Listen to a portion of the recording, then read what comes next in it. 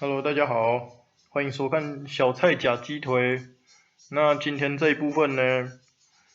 主要是要跟大家介绍我们在 Unity 实作的时候遇到一些功能，想要做撰写，但是不知道如何下手的时候，如何去查询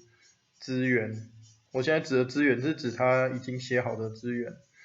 因为其实 Unity 这个游戏引擎，它写好了蛮多的东西，只差你把它呼叫出来使用。你像，我举个例子好了，像 Windows 这边你把它点开，它这里有一个navigation 这个东西啊，它其实就是要做那个找路系统用的，自动找路系统。因为有时候我们可能会设一些怪物的 AI 啊，它可能会在场景上自由的移动什么之类的，我们就可以透过这一套系统去做撰写。那你会说，哎呀，这个我不会写啊，我这个点了之后，资讯列表就这个什么 O 啊、Mesh 啊、Terrain 啊，还有一个 Clear 跟 Back 啊，这个我不会用啊。其实它的用法很简单，基本上你在 Unity 遇到所有的问题，你都可以打开我们的浏览器，打开浏览器之后呢，我们在搜寻内搜寻 Unity，然后加上你想要搜寻的功能，例如说我们现在要找的叫做 navigation， 那你打 Unity 之后你就打 navigation， 然后搜寻进来，那它就会有很多的教学去教你怎么去做使用。那我今天比较主要讲的是找到它内建的 API， 就是它已经写好可以用的函式。那其实你后面可以再空白，然后再加一些 keyword， 例如像 SCR script 程式片段。那有没有看到？它这里就有一个 scripting API Navi Mesh， 那你就把它点开，点进来，那它就会进到这个画面，然后它就会跟你去说啊，它有什么功能可以去做使用啊、范围啊之类的，巴拉巴拉巴拉，还有一些参数的说明，例如说我们一些物件，它可以干嘛用啊，它有一个范围的遮罩啊，什么之类的。就是说，其实我想要讲的重点是 Unity 的官方文件里面的函式说明，其实是很人性化的。我举个例子好了，例如说今天我们想要做一些键盘的操控，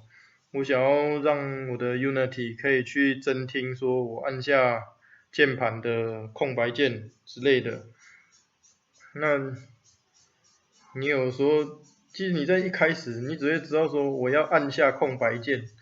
但是你在搜寻的时候，你打按下空白键其实找不太到东西。例如说我在这边打 UNITY， 然后按下滑，你可能要查的是键盘互动之类的，键盘事件控制，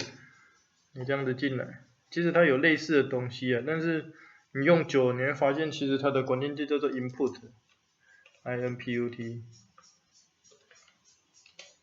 然后 get key 取得键值这样子。那你看它又会导到那个 Unity 的 script 里面的 API， 然后它就有一个 input 点 get key 可以去做使用。那你就把它点开来，那你进来之后，它通常大部分应该是全部啊，因为我目前绝少遇到就是我查了之后没有这个范例程式码，就是你说东西打完之后进来，它都会有一段这个东西，这个就是范例程式码。那基本上它要使用的部分，原则上前面 using 的地方通常都只有2行，有时候会有多几行，你要特别注意到。那他们之所以没有办法直接复制贴上用过去的关系，是因为你的程式码片段的名称不一样，因为它现在这一行这边叫做 public class example class， 意思是说它是个示范的类别。可是通常我们在 Unity 自己去做架设的时候，例如说我今天在这个地方我右键 create 一个 C# 的程式码片段。我现在生出来之后，它会要我去重新命名，例如说我把它打 A 好了，我打了3个 A 之后，我把这个程式码打开，稍微跑一下，快点打开啊，拜托，芝麻开门。可能是因为笔电没有接电了啊，它开好了，因为我笔电忘记带电源线回来。你看哦，除了 public class AA 这边这个不一样之外，其他的地方就框架上来讲是一样的，它会有一个 star 一个 update 之类的。你看回来看这边，那为什么它这里没有 star？ 因为它这次的功能用不到 star 这个function嘛，所以它就没有把 star 加进来。那其实 Unity 有几个公用的function，包括像 update 啦、star 啦、awake 啦。star 就是说在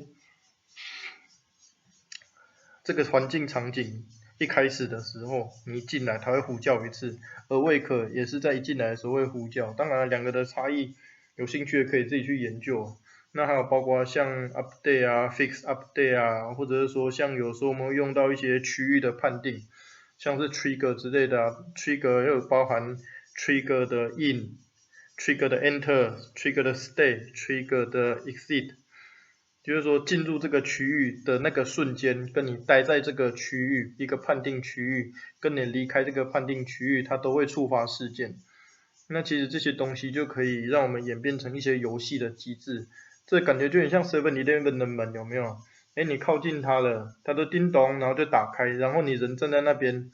它侦测到你的状态是还站在门前面，它有感应到你，它就是一直开着。那包括像你离开之后，他说没有东西了，叮咚，它又合起来。所以基本上以 trigger 的概念来讲的话，它的比较好的表现方式大概就是像 7-Eleven 的门这样子吧。这个有点扯远了，那再回到我们程式码的部分，你找到你要的范例程式码之后，你可以全部复制，然后再去改，或者是说你只截取你需要的部分，例如说，我这次我就是只要听滑鼠的按上跟按下，然后它会去 print 出这个字串。反正简单讲就是说这个上这个按钮被按住了，然后下这个按键被按住了之类的。那你就从这个地方把它复制 ，Ctrl+C 复制